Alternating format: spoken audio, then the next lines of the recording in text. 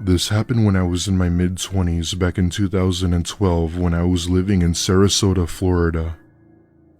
I had just graduated from college and had gotten a job in IT as a software engineer at a really good company. Because of this job, I was able to move out of my parents' house and get an apartment.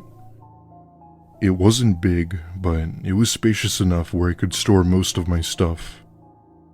When moving out, odds are you'd probably have a few items left over that you no longer needed or wanted. Well, I had the same situation and had some things I didn't need that I put up for sale on Craigslist. At the time, Craigslist was booming in popularity where people were buying and selling left and right. One of the items I had listed was this large tote I had used back when I played sports.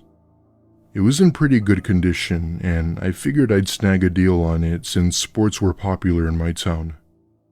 I'd say within a day, I had gotten a message from someone nearby interested in the tote. He seemed nice, didn't live too far, and was willing to pay more than what I was listing it for. Being so close to me, he'd offered to just meet me at my apartment, which would make for a smoother transaction. I'll be honest, I was a little uncomfortable, knowing that him, a complete stranger, would know where I lived. That being said, I brushed it off and told him I'd do it. Later that night, I hear a knock at the door and was greeted to a man who looked to be in his mid-30s with this Swedish accent. He immediately goes to hug me, telling me that it was a nice way of saying hello in Sweden. Being a gay guy, I didn't really mind it and thought it was a kind gesture.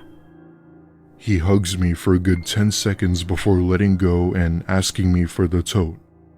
I gladly give it to him, and he then proceeds to pull out a $100 bill and hands it to me, making sure our hands touched. It was a little uncomfortable, but I dismissed it as something people always did in Sweden. He thanks me, hugs me again, and walks down the hallway to the exit. Now let's fast forward till about 2 days later. I happened to be sick on this day and had called off work to rest. As I'm taking a nap in my room, I hear a heavy knocking on my door, which abruptly awoke me. I opened the door and was greeted to 2 police officers and the property manager. Confused, I asked what was going on, to which they then asked if I knew this person. The property manager showed me a photo of a man on his phone who just so happened to be the guy I had sold the tote to. I tell them yes and explain that I had sold him a bag, but that was all I ever knew about him. They take down my name, my description of him, and what he ever said to me or did to me. Whenever I asked why they needed that information, they informed me that they couldn't tell me as of now. That being said, they leave, and it wasn't until a few days later where I had finally gotten my answer. Turns out, the man I had sold the bag to had been wanted for owning 23 terabytes of CP. To put that in perspective, a single terabyte is equivalent to 1,000 gigabytes.